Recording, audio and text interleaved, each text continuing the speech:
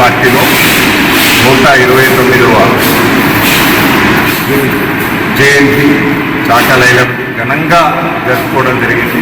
BRS కార్యకర్తల మధ్యలో BRS Chakali Ailamma ఆశయాలను ముందు తీసుకున్నట్లు ఉందని చూపుతుంది.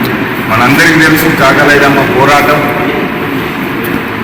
గత 100 సంవత్సరాల క్రితమే పోరాటం, సాయుధ పోరాటం,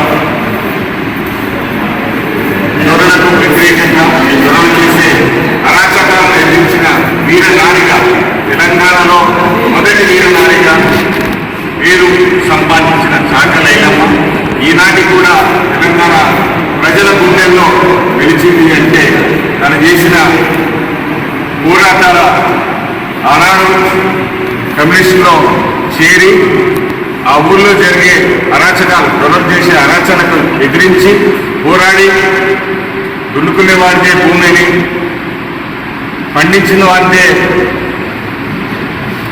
పంటని పోరాటం చేసిన వీరనారి.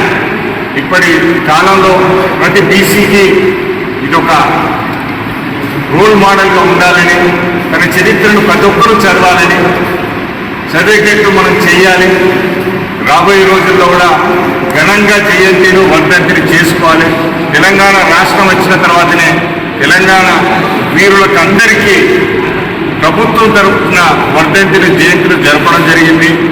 ఇంతకుముందు ఉమ్మడి రాష్ట్రంలో మన వీరనారులైన వీరుల చరిత్రను తొక్కడం జరిగింది.